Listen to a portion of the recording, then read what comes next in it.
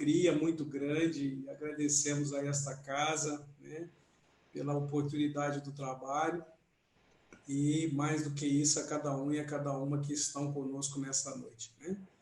E a continuidade daquele trabalho que nós nos propusemos fazer lá em janeiro e que nós estamos caminhando, né, dentro dessas condições que a vida nos deu a grande oportunidade, né, de estar vivendo esse momento, e estamos aí utilizando a forma hoje virtual para dar continuidade a esse trabalho.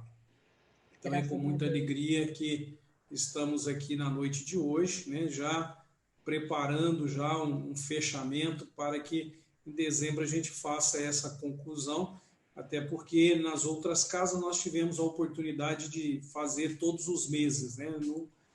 No nosso querido Alfredo Júlio, nós já tínhamos conversado com o Carlinhos que esse ano a gente estaria fazendo de 2 em 2 meses, né? Então, a gente está trazendo hoje uma reflexão e já deixando um link para em dezembro, com a permissão do alto, a gente possa encerrar, né?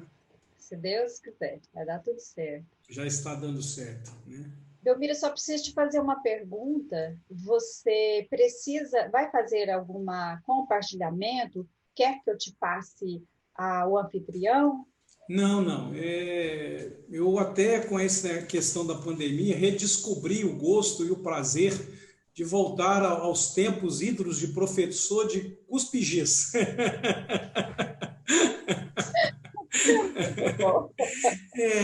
Voltei novamente a ter a oportunidade de estar fazendo uma reflexão, usando mais, né, uma bibliografia, uma leitura, e fazendo um papo, né? Então, acredito que no retorno, né, se Deus assim o permitir, né, dentro das possibilidades, retornando às atividades presenciais, eu acho que eu vou voltar ao cuspigis mesmo. É isso aí, vamos resgatar as nossas raízes, né? Correto, muito obrigado, gente. Então, eu vou te deixar à vontade, vou me ausentar e seja muito bem-vindo, que Jesus te abençoe mais uma noite de estudo. Muito obrigado. Você, por volta mais ou menos das 8h42, 8h43, é a previsibilidade de estarmos terminando, e aí você faz as conclusões finais e faz a prece para nós, tá certo? Combinado, então. Até já. Bom. Até mais. Meus queridos amigos, minhas queridas amigas, companheiros e companheiras de doutrina espírita, né, nessa caminhada que nós já nos encontramos, já fazendo agora, né, no mês de outubro, 7 meses que estamos nas nossas residências, né, aos poucos retomando algumas atividades, mas ainda evitando, dentro de toda uma questão de consciência, as atividades de aglomerações, né? Então, com esse intuito, com essa alegria, que nós estamos aqui na noite de hoje, aproveitando essa oportunidade que o Centro Espírita Alfredo Júlio Fernandes nos possibilita. Nós vamos hoje adentrar um pouco numa obra que nos mostra com muita clareza, né, que o trabalho de Maria, o trabalho da Mãe de Jesus, o trabalho de Mãe Santíssima, mesmo a partir do momento que ela parte em direção ao plano espiritual, ele permanece, né? E permanece de uma forma muito bela e de uma maneira muito significativa. E nós temos uma obra que vai ratificar, né, dentro de todo o seu contexto, mostrando que esse trabalho permanece ao longo de 2000 anos.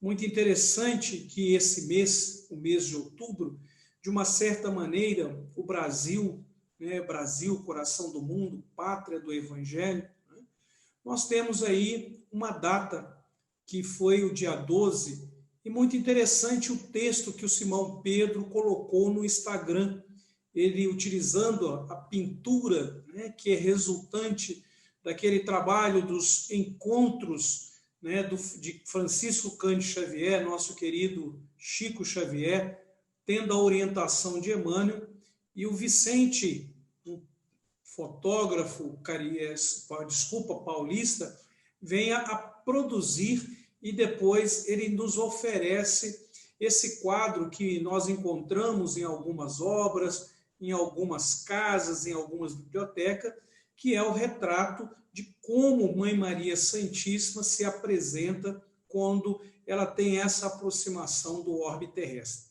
Então, utilizando, né, desta informação, Simão Pedro nos mostra, né, que essa figura de Maria, independente da questão da convicção, é uma presença que ela não se limita à questão do cristianismo, mas ela se faz presente também, como, né, já trouxemos anteriormente, no mundo, né, naquilo que nós vamos falar na totalidade do judaísmo, do cristianismo e do islamismo.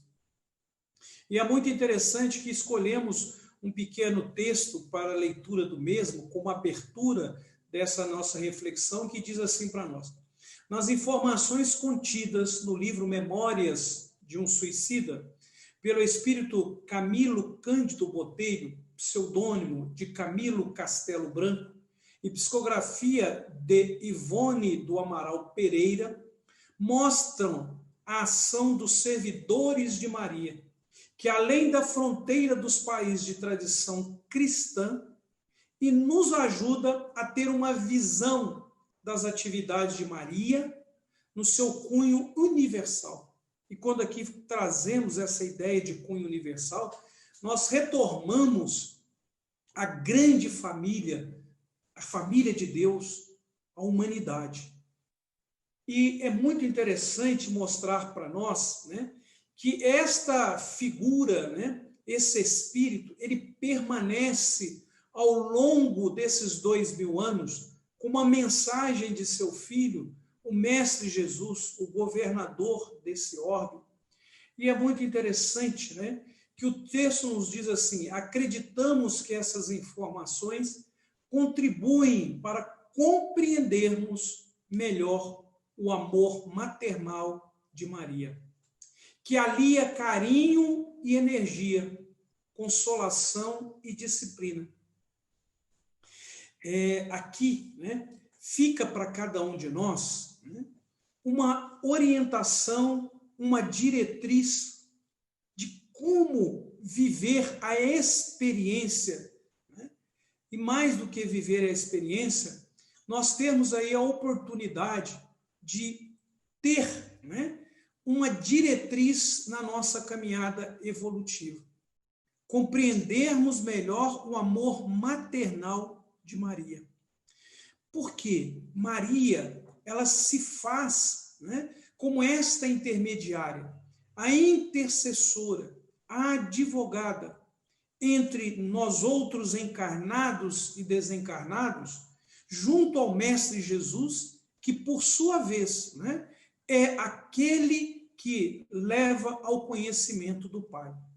E esta mãe, né, ela é uma mãe que serve de exemplo para todas as outras mães, né? E mais do que serve de exemplo, ela também nos dá um processo educativo do exercício desse contato da convivência, quando ela nos mostra, né, que esta convivência ele tem alguns pilares. O carinho, mas aquele carinho que requer do outro também uma disposição de firmeza. Não a firmeza do autoritarismo, mas a firmeza que nos possibilita a entender que também precisamos viver dentro da questão do limite, como processo educativo. E esse processo, ele vai nos mostrar, né, que nós, né, precisamos, como seres em processo de evolução, ter todo esse aconchego, ter toda esta afetividade, mas não podemos ter, né, algo que não nos dê um caminho com orientação.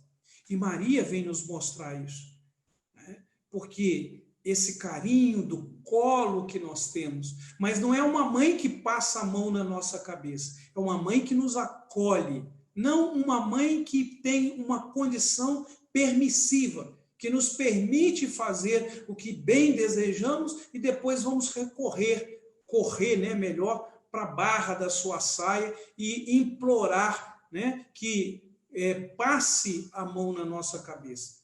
Mas ela nos mostra isso, esse carinho, esse colo. Mas o colo para aquele e para aquela que tem consciência que na caminhada está seguindo os ensinamentos do Mestre. Mas, né, que dentro desse seguir, às vezes a cruz pesa, às vezes o caminho fica pesado e precisamos de encontrar esse lenitivo. Que esse lenitivo, nós vamos perceber que é o consolo que Maria nos oferece no seu amor maternal. Mas, mais uma vez, se há o estender da mão, se há o estender do colo, ela nos mostra também que nós precisamos buscar e ter disciplina na nossa caminhada. É uma mãe, né, que dá colo, mas tem também, né, aquela mão firme que nos chama e que nos guia, dizendo aquilo que é melhor para cada um de nós. É por isso, né, que fica aqui algo interessante, né? No livro Boa Nova, do nosso querido Humberto de Campos, na lição de número 30, que foi a lição que inspirou, que nos levou a buscar essa pesquisa sobre Maria Santíssima, nós vamos encontrar quase na finalização algo extraordinário.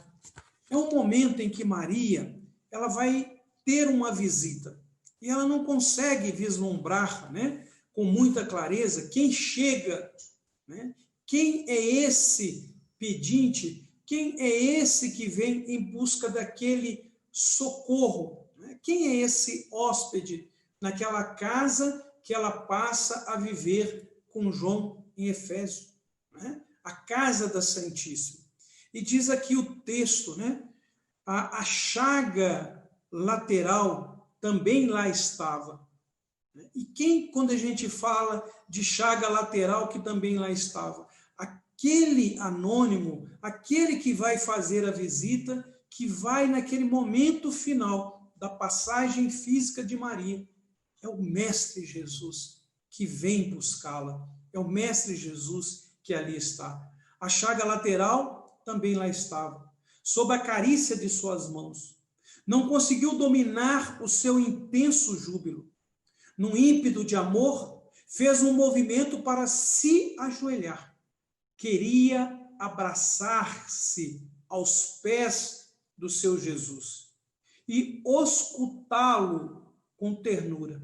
Ele, porém, levantando-a, cercando de um halo de luz celestial,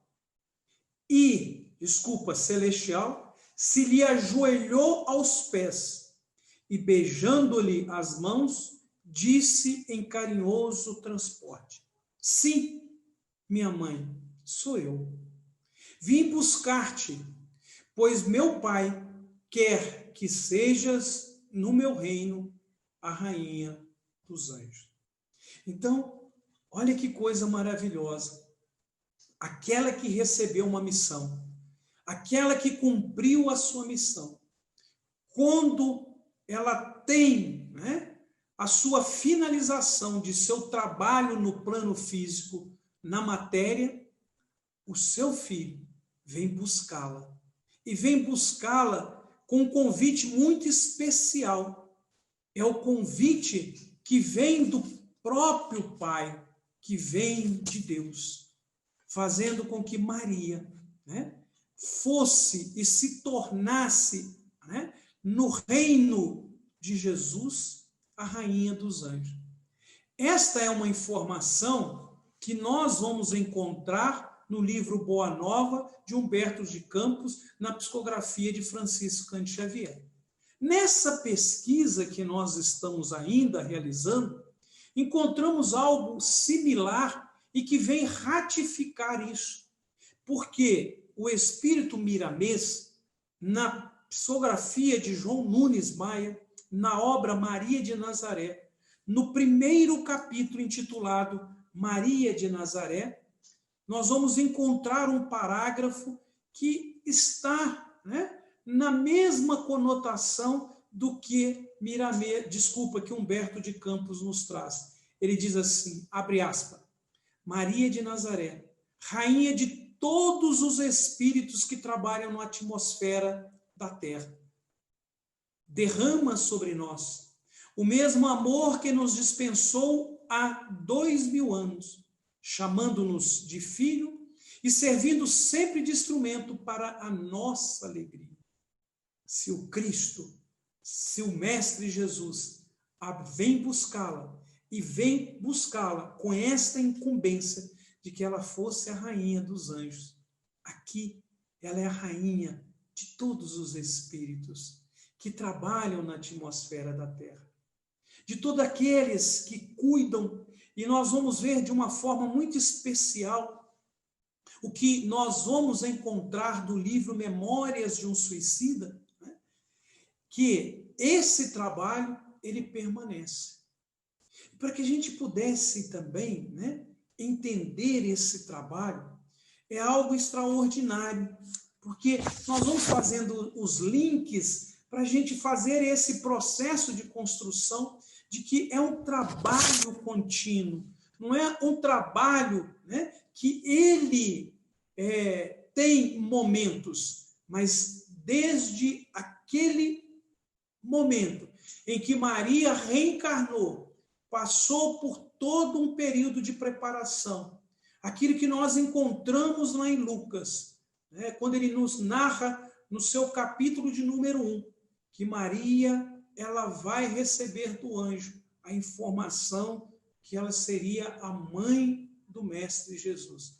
E toda essa caminhada que nós vamos ter, desde a concepção até a partida física, e depois vamos encontrar também, né, lá em Atos dos Apóstolos, quando Jesus parte fisicamente, mas ela se mantém, e mais do que se mantém, né? O título que Emmanuel vai dar a ela, que ela é o anjo tutelar do cristianismo, porque ela mantém aqueles e aquelas que seguiram o Mestre Jesus, até o momento em que eles vão receber todo um preparo e toda uma condição para levar à humanidade os ensinamentos do Mestre Jesus. Aquilo que o nosso querido Emmanuel, lá no livro Paulo e Estevão, quando vai nos mostrar que Lucas, né, junto, naquele momento da comunidade, daqueles que seguiam o Mestre, ele vai sugerir que nós nos denominássemos como os cristãos, pois somos os seguidores do Mestre. Então, meu querido e minha querida, a gente percebe que é um processo de construção. E Chico tem um livro, né, chamado Momentos de Ouro. E nesse livro, nós vamos encontrar uma página belíssima de Maria Dolores, que ela vai nos mostrar, quem dera que tivéssemos aqui um tempo maior para que pudéssemos trazer a cada um e a cada uma, né, de uma forma mais completa, né, uma mensagem intitulada Retrato de Mãe. É um encontro maravilhoso, né? Uma cena que eu já fiz aqui algumas vezes o exercício para tentar vislumbrar o que foi esse encontro. E aí, como o tempo não nos permite a leitura de toda a mensagem, nós gostaríamos de convidar os companheiros e companheiras, né, que estão conosco nesse momento, e aqueles que posteriormente acessarem a página e virem, né, a ter a oportunidade de assistir, que também recorram. Buscar essa mensagem Digite lá no Google, quem não tem esta obra, Momentos de Ouro, que vai encontrar a mensagem Retrato de Mãe. Ela diz assim: depois de muito tempo, sobre os quadros sombrios do Calvário, Judas, cego no além, errava solitário. Era triste a paisagem. O céu era nevoento. E aqui eu gostaria de fazer uma pequena, mais significativa parada. Por que, Belmiro? Quando a gente pega essa obra, Memórias de um Suicida, é muito interessante, porque muitas das vezes a gente já vai, tem aquela preocupação de ir direto, às vezes ao primeiro capítulo, às vezes deixamos aqui de fazer algumas leituras significativas, e foi tão propício que a companheira nos colocou, aquele grande chamado que Kardec nos faz, lá na introdução do Livro dos Espíritos, e ela deixou aí, que esta doutrina, ela requer de nós toda uma dedicação, todo um comprometimento, toda uma metodologia e toda uma disposição em conhecer, em estudar, até mais um pouco, no pesquisar, para que a gente possa ver, e entender muitas situações que, de relance, isso não é possível. E é interessante, por que nós estamos fazendo essa parada? Porque aqui como diz os antigos, na orelha do livro, aqui tem uma pequena explicação sobre o Camilo Cândido Botelho, grande poeta e romancista português. Camilo Castelo Branco nasceu no dia 16 de março de 1825 em Lisboa. Preste bastante atenção.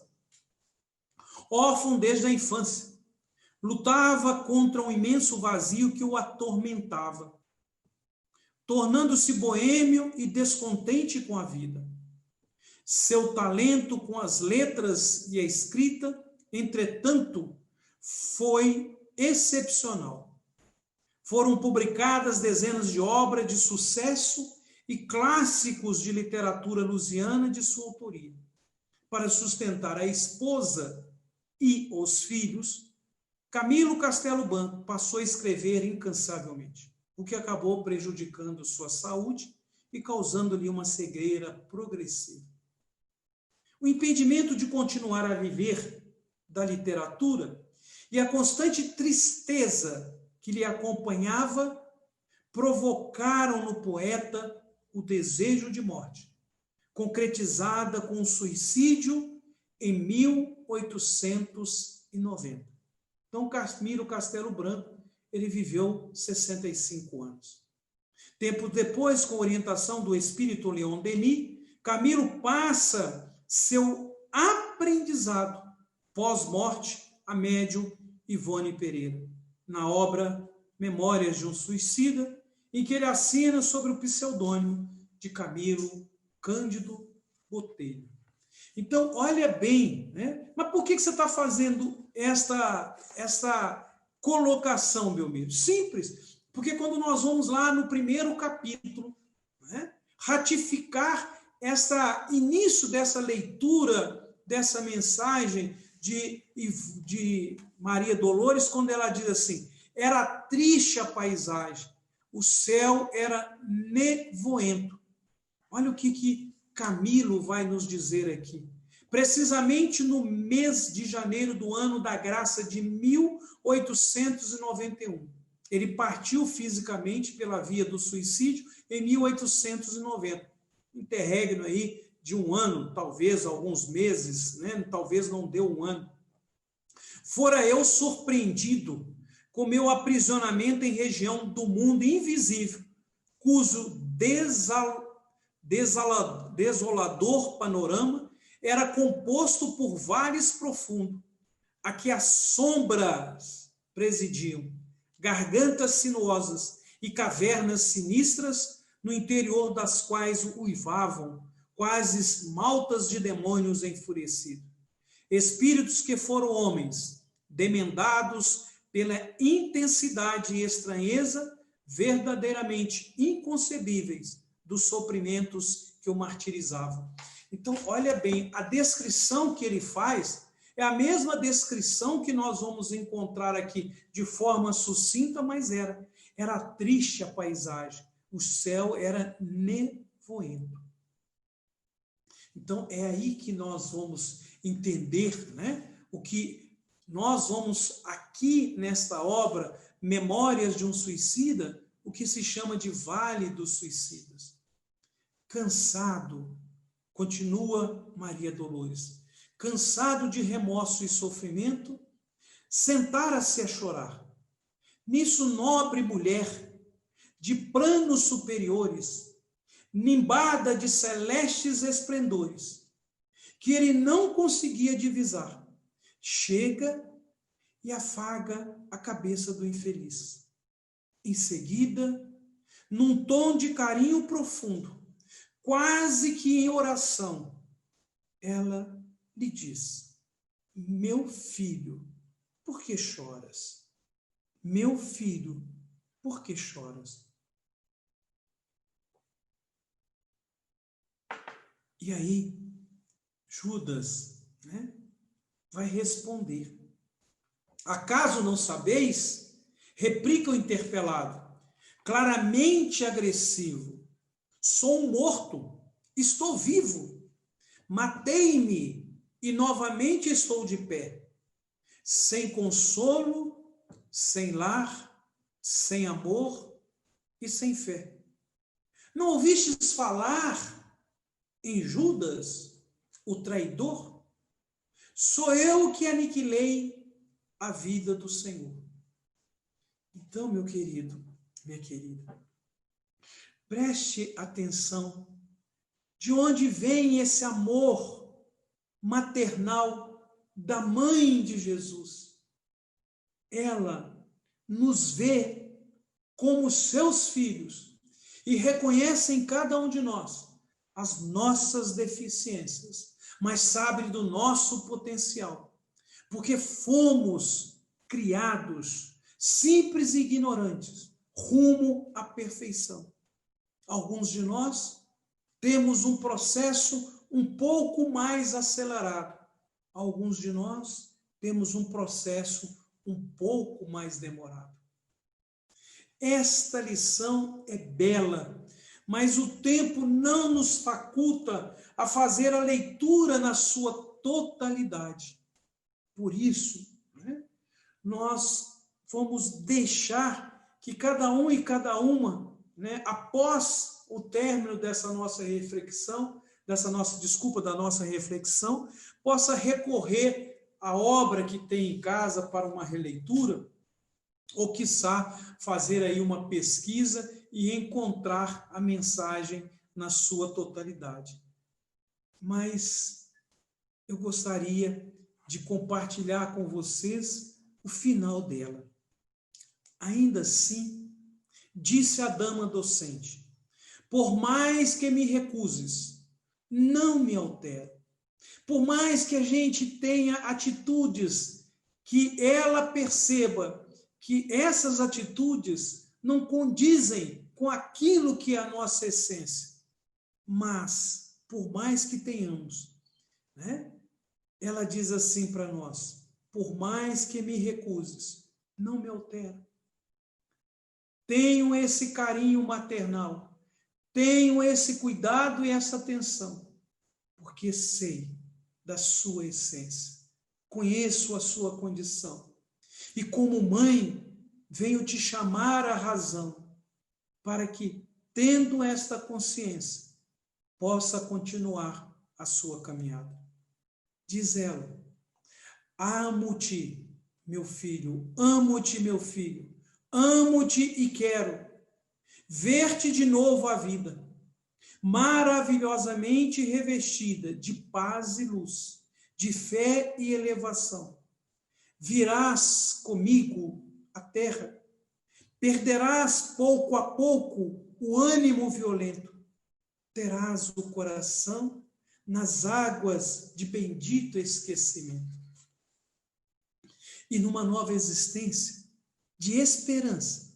Levar-te-ei comigo, o remanso abrigo, dar-te-ei outra mãe. Pensa e descansa.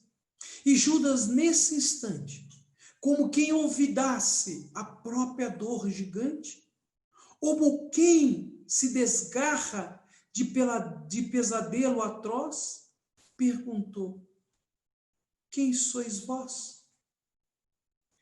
Quando a gente amana o nosso coração, quando a gente entra, né, nessa tranquilidade, que a gente sai da defesa e se coloca na nossa condição de inferioridade, mas reconhecemos como criaturas vindas de um Criador, assistência se faz presente. Envolve-se esta serenidade, envolve-se essa luz. Quem sois vós, que me falais assim, sabendo-me traidor? Sois divina mulher, irradiando o amor. Ou anjo celestial, de quem presinto a luz? No entanto, ela, a fitá-lo, frente a frente, respondeu simplesmente: meu filho, sou Maria, sou a mãe de Jesus. Então, meu querido e minha querida, quem recorre, quem leva o lenitivo, quem leva ajudas naquela situação de sofrimento, naquele vale que ele se encontrava, é a mãe do Mestre, que aqui vem nos dar um grandíssimo exemplo, maravilhoso, mostrando a cada um e a cada uma de nós, né, que no plano espiritual, Maria continua cuidando de cada um de nós, e especialmente os que por decisão própria resolveram abreviar a própria vida pela via do suicídio. Maria de Nazaré, com a sua fraternidade composta por espíritos de elevada hierarquia, recebem, amparam e encaminham esses nossos irmãos que se deixaram levar pelas dúvidas e desesperança, do que pela fé em Deus.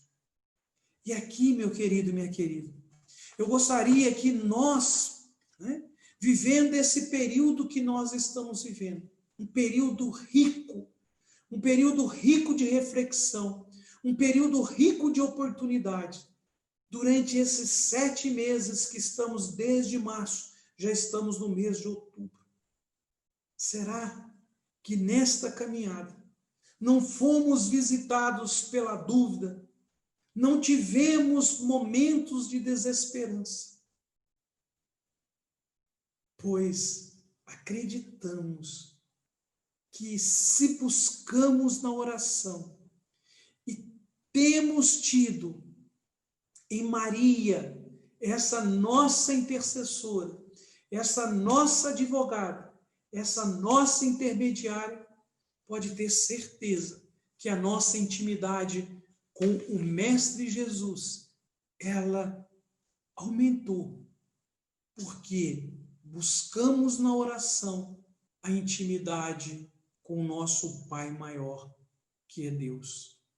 E é interessante lembrarmos, né, que Maria mantém no plano espiritual inúmeras organizações. Uma delas é a Legião dos Servos de Maria, que Camilo Castelo Branco vai mostrar isso para nós. Nesta obra, Memórias de um Suicida. E que nós vamos perceber que nessas instituições podemos reconhecer o amor maternal da mãe de Jesus, que à medida que se observa mais abrangente, uma imagem dessa abrangência é a dos braços maternais, que abraça, olha bem, que exemplo, que memória, que quadro belíssimo, que abraça o bebê de encontro ao seio envolvendo-o por completo. É esse o amor que Maria tem por cada um de nós. Independente, né? Porque é uma grande questão que Maria não espera ser cultuada, porque ela se reconhece como criatura vinda do Criador. Mas ela é, para cada um de nós, uma inspiração. Ela é para cada um de nós, né? Aquele espírito que, ao receber uma missão, o viveu com intensidade e, reconhecendo a nossa necessidade, continua trabalhando em favor da humanidade. Por que ela continua trabalhando em favor da humanidade? Porque ela demonstra, assim, para cada um de nós, que não existe ninguém desamparado. Por que não existe ninguém desamparado? Porque o seu amor de mãe acompanha a cada um de nós. E isto vem ratificar que, ao longo desses 2000 anos, Maria, né, continua nos vendo como seus filhos. Por quê? Naquela passagem que João vai ter no seu evangelho, naquele momento crucial, duas coisas ficam muito marcadas para a humanidade. Naquele exato momento em que Jesus, né, diz a Maria: eis aí o teu filho. Ele quis ao mestre naquele momento dar a Maria, a humanidade, todos nós como filhos e filhas dela. Mas, ao mesmo tempo, ele vai dizer a João: eis aí a tua mãe. Para que nós tivéssemos o cuidado, o carinho de cuidar desta mãe. Porque, havendo esta troca, onde há o carinho, o cuidado, a atenção e o amor de Maria para cada um de nós como filhos e filhas, cabe a nós outros oferecê-la também esse carinho, esse cuidado e essa atenção para com a nossa mãe. E finalizando, né, a nossa reflexão, é interessante que lembremos que nesse cenário, no plano espiritual, onde se desenvolve os trabalhos caritativos desses trabalhadores do bem, cujo ideal é servirem a Maria, mas fica aqui para nós algo para fecharmos a reflexão e continuarmos, né, após esse momento, refletindo que, pois desta forma, estarão servindo a Jesus e servindo a Deus. Quando recorremos a Maria, nós, sem a menor sombra de dúvida, estamos dizendo que temos um mestre, que temos Jesus. E que ter Jesus é aquilo que João vai dizer para nós. Aquilo que Jesus dá com muita propriedade, quando Tomé o interroga. E ele vai dizer: eu sou o caminho, a verdade e a vida. Para se chegar ao Pai, é por meu intermédio. Que possamos, meus queridos, minhas queridas, a cada dia, a cada momento, compreender, né, que no momento de dificuldade, naquele momento em que nós precisamos do consolo, que vejamos em Mãe Maria Santíssima esse colo, e esse consolo, mas esse carinho que tanto necessitamos, principalmente no momento em que a humanidade está vivendo. Um beijo carinhoso no coração de cada uma e de cada um, e agradecemos pela oportunidade e nos colocamos à disposição da casa para que em outros momentos possamos estar aqui reunidos.